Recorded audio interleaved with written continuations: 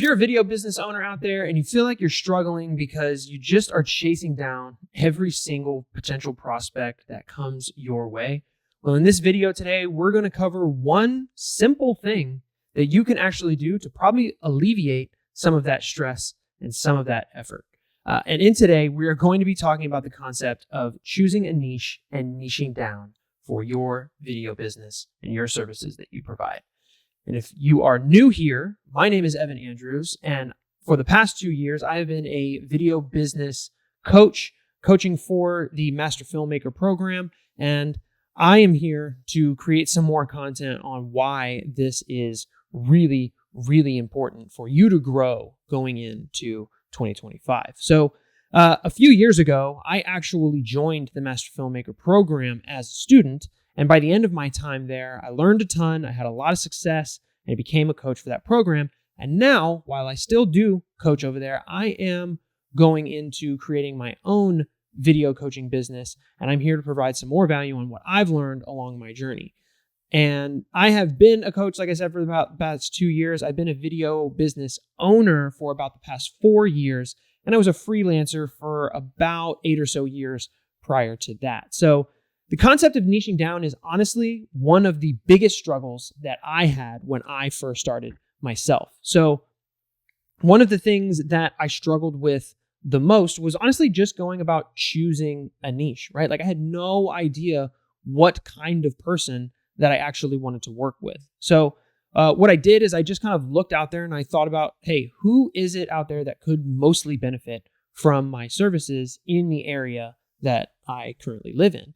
And, I found that I really saw a need for what I did in a lot of like the home service industry, but I decided to even like sub niche down into more like a construction operation. So if you were a roofer or a general contractor, or you provided some kind of construction style service for your clients, that is the people that I wanted to work with. I saw a need for this because I knew that they were doing all of the old methods of marketing, right? They were sending out the mailers. They were doing the door knocking.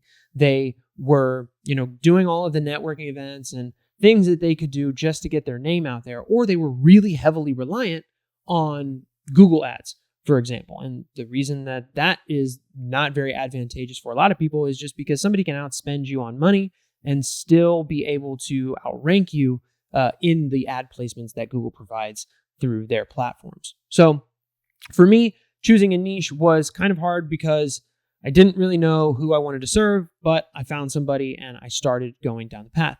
I inevitably got out of that niche because I didn't like the process I had to go through to fulfill for those kind of clients. I am in the Houston, Texas area, and in July, it is really, really hot here. And one of my first roofing clients that I ever had, we were filming on a July day up on top of a roof of a kind of a mobile home application. And it was just not what I wanted to do each and every day with my life as a videographer. So I knew that wasn't going to be the thing that I wanted to do for the long haul.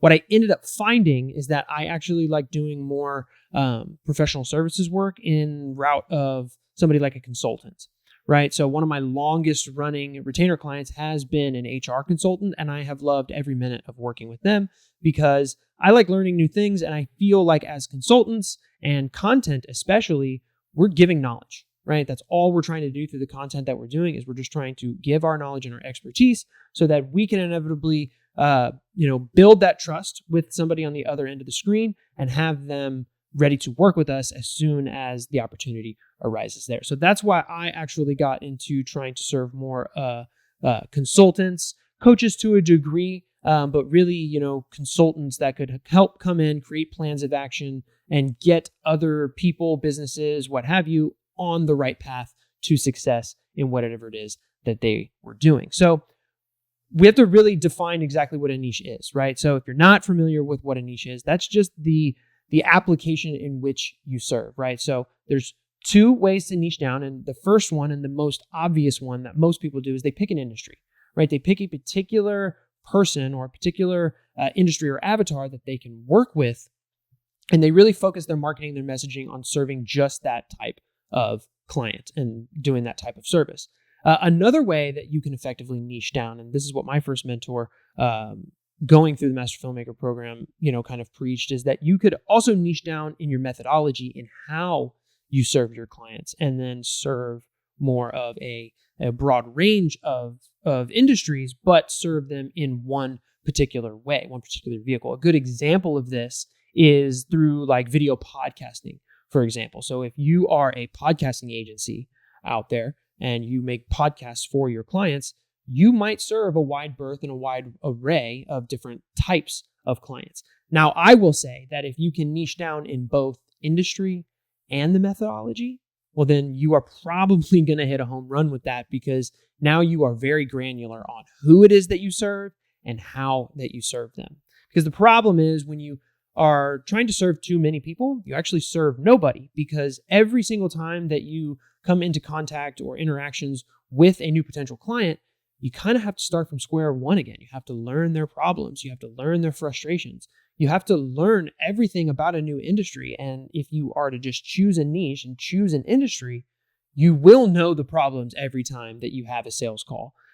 You will know the problems every time when you go to make content for somebody and what they have to overcome for their prospects, right? So that is one of the key crucial reasons why niching down is so important. One of the biggest misconceptions that I come across a lot in the students that I deal with is that they believe that if they niche down, that they're actually leaving money on the table, right? So if they're running ads to their products and their services, and somebody outside of their niche comes to them and says, "Hey, I'm interested in how you might be able to help me," well, it's really, really hard to turn that away, right? Especially if you might be in a financial pinch, right? But in turning away the things that you're not trying to be focused on is actually what's going to bring you higher returns later on when you are more focused on who it is that you're trying to serve. Now, if going back to my kind of where we started this video, if you're still struggling to figure out what that niche is, yes, you might have to take on multiple different clients when you're kind of really getting started with the marketing aspect of your video business, because you don't simply know who you want to serve yet. So it's okay in the beginning to take on a few different client variations if you're really trying to solidify what niche that you're going into. But the faster that you can get there in choosing a niche and putting that marketing messaging out is what's going to be able to propel you with the growth that you actually want and sustain that month over month.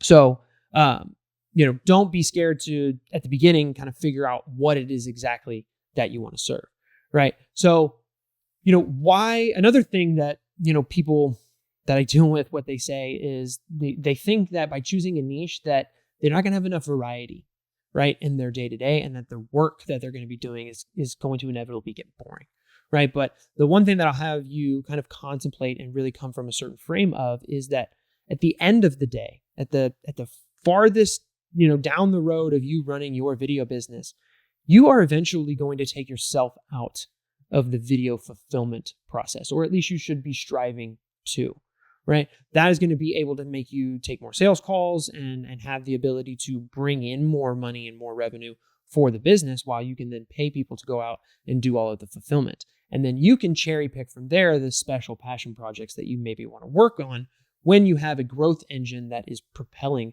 the business forward. But people think that choosing a niche, is going to pigeonhole them to doing boring stuff, and that couldn't be further from the truth, because the boring things are actually the things that propel the business forward. And to be honest, when you take yourself out of all the fulfillment, you are going to learn new levels of what boring might actually be, right? So setting all of your own sales calls, taking more of those sales calls,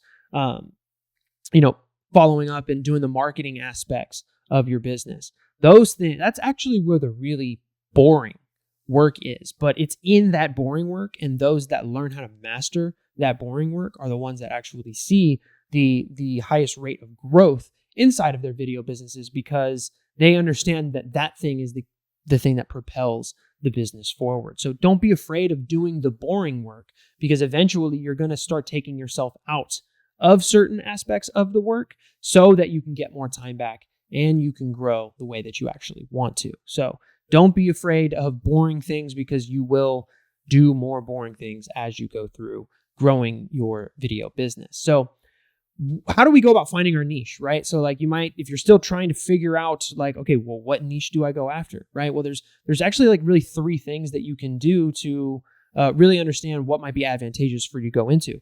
And the first thing is to really just assess what it is that you love, right? If you could think about your dream job, if you could think about the thing that you would want to go and document and record each and every single day when you woke up, what is that thing? Right? Think about what that is and use that as a starting place, because that's going to be the thing that gets you out of bed every morning. And if you're happy to go do it, it's not going to feel like work, right? So really assess what it is that you love.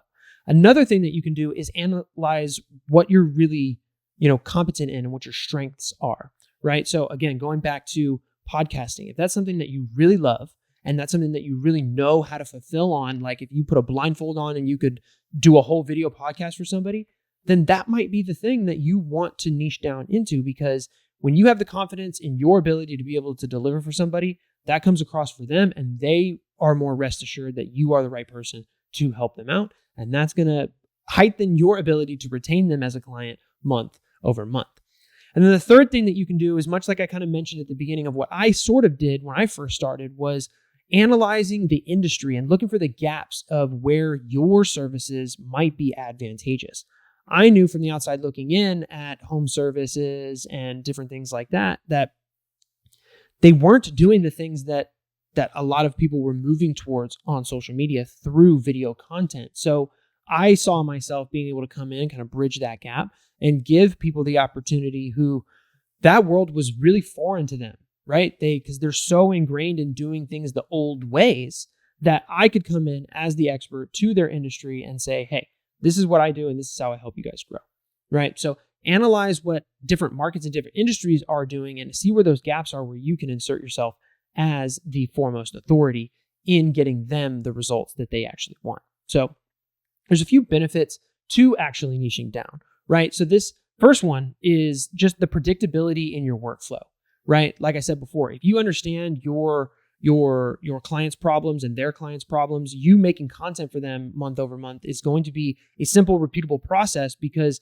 effectively all of your clients, they can feasibly talk about much of the same things, right? It's just in the way that they deliver it, that's their personalities and their branding is what kind of separates them, right? But they all do the same thing at the end of the day. So all of the messaging, the facts about everything, the educational aspects through the content that they're delivering, that all can feasibly be the same. It's just now how do we portray it in different lights per the different companies' branding and their personalities behind the brand. Another thing is that you have a higher return in potential revenue, right? Because you have a systemized process that is so repeatable that you can just input different people into places where you can buy back your time, and you can scale that much further than if you are trying to figure out new problems each and every time that you get a client. That becomes more and more difficult every single time. So you're also going to have greater client satisfaction at the end of the day, right? Because if they know that you only do one particular style thing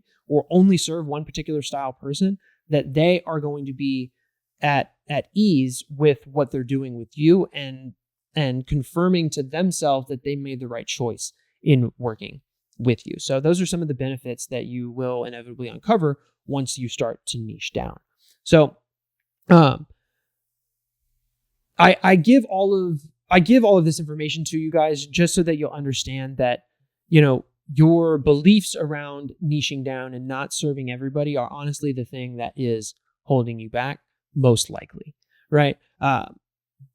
It was the biggest struggle for me when I first started, but I'm just here to tell you that the sooner that you can start to niche down is the sooner that you will start to see that your day-to-day, your workflows, you building out content for people, like that stuff is going to get so much easier once you start to serve one particular style person or serve one particular style person in a certain light. So I hope you guys got some value out of this video. I hope maybe I put you at ease in understanding that, hey, it's normal. The things that you're thinking about niching down, they're totally normal and they're honestly scary at the beginning, right? But take it with a grain of salt.